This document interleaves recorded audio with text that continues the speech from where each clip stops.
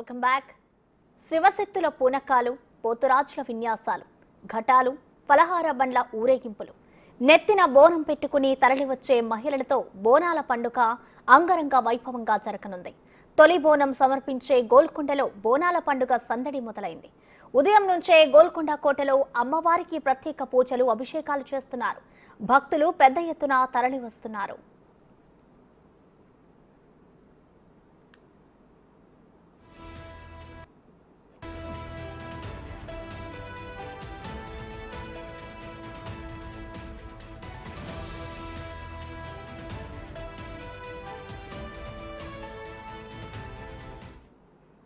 విశాల బజార్లోని Golconda police station నుంచి మహంకాళి అమ్మవారి ఊరేగింపు ఉదయం 10:30 ప్రారంభమవుతోంది.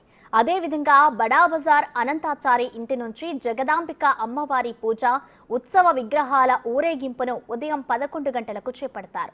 లంగర్ హౌస్ నుంచి ప్రభుత్వం తరఫున సమర్పించే పట్టు వస్త్రాలు, తొట్టెలు, పోతురాజుల ఊరేగింపుతో మధ్యాహ్నం 12 గంటల నుంచి 1 గంట మధ్య ప్రారంభమవుతాయి. బంజారీ దర్వాజా నుంచి గోల్కొండ సర్కారీ బోనం మధ్యాహ్నం 2 గంటలకు ఊరేగింపుగా వస్తోంది. ఇవన్నీ సాయంత్రం 4:30 నుంచి 5 గంటల మధ్య గోల్కొండ కోట గేటు దగ్గరికి చేరుకుంటాయి.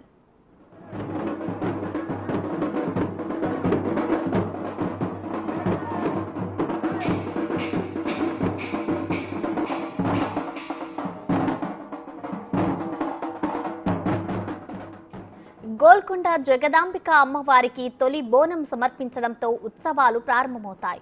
మళ్లీ గోల్కొండలోని చివరి బోనంతో ఉత్సవాలు ముగుస్తాయి. గోల్కొండ బోనాలకు తరలివచ్చే భక్తుల కోసం కోటలో ఏర్పాట్లు చేశారు. కోట ప్రారంభం నుంచి బోనాలు సమర్పించే ప్రాంతం దాకా తాగునీటి పాయింట్లు ఏర్పాటు చేశారు. భక్తులకు ఎలాంటి ఇబ్బందులు కలగకుండా పగడ్బందీ ఏర్పాట్లు చేశామని హైదరాబాద్ కలెక్టర్ అనుదీప్ దురిశెట్టి వెల్లడించారు. గోల్కొండ కోట పరిసరాల్లో పోలీసులు భారీ బందోబస్తు ఏర్పాటు చేశారు.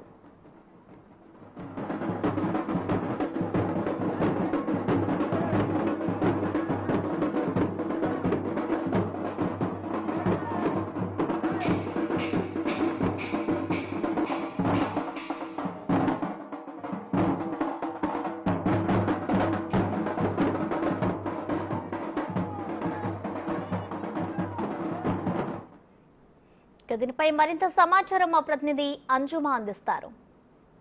బోనాల సందడిలో మనకు ప్రత్యేక ఆకర్షణగా నిలిచేది పోతురాజుల విన్యాసాలు.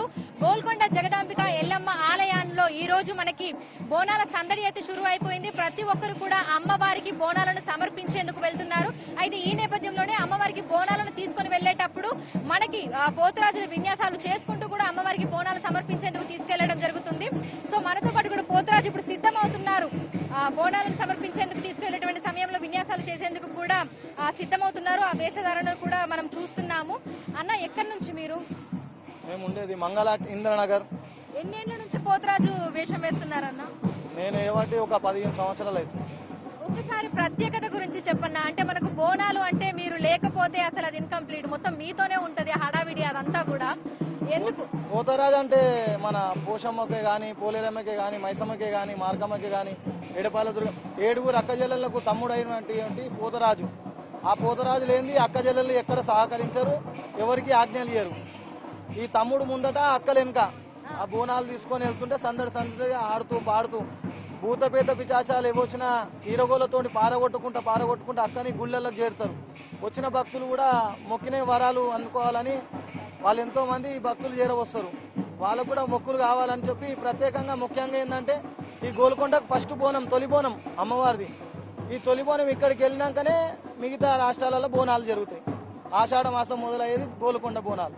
మీ ఆశీర్వాదం కావాలని కూడా చాలా మంది మీ దగ్గరకు వచ్చి మరి దాంతో కొట్టించుకుంటూ ఉంటారు కదా, ఏదైతే అది ఆడుందో దాని గురించి చెప్పండి. ఈరగోలలు అవి ఈరగోలలు అంటే అది మేము ఎంతో ముఖ్య కార్యకర్త అంటే ఎంతో భక్తితో తయారు చేసేటివి. ఇది ఒక మాట వచ్చిన భక్తుల మెడలో వేసి కొట్టినామంటే ఏదున్నా వెళ్ళిపోతుంది. వాళ్ళ ఆరోగ్యాలు కూడా సుఖశాంతులతో ఎంతో మంచిగా ఉంటున్నారు. మీరు దాదాపు 10 సంవత్సరాల నుంచి మీరు కూడా వేస్తున్నారు కదా, అంటే ఎందుకంటే మీకు వంశపారంపర్యంగా ఏమన్నా వస్తుంది? మా వంశపారంపర్యంగా సో పోతురాజుల విన్యాసాలు మనకి బోనాలలో కన్నుల పండుగకు కూడా కనిపిస్తూ ఉంటాయి. అమ్మవారికి బోనాన్ని తీసుకొని వెళ్ళేటప్పుడు కూడా ప్రధానంగా మనకి పోతురాజుల విన్యాసాలు అంటే ఆ వేపాకులతో కానివ్వండి, లేదంటే ఆ తాళ్లతో కానివ్వండి, వాళ్ళు విన్యాసాలు చేసుకుంటూ కూడా ఆ బోనాలను తీసుకెళ్లేందుకు కూడా విన్యాసాలు చేసుకుంటూ ముందు వెళ్తూ ఉంటారు. వాళ్ళ వెనకాలే బోనం ఎత్తుకొని కూడా మహిళలు వెళ్తూ ఉంటారు. ఈ నేపథ్యంలోనే ఈ సందడికి సంబంధించి అంటే బోనాలకి సంబంధించి కూడా పోతురాజులు కూడా సిద్ధమైపోయారు. ఆ వేషధారణలోకి కూడా వెళ్ళిపోయారు.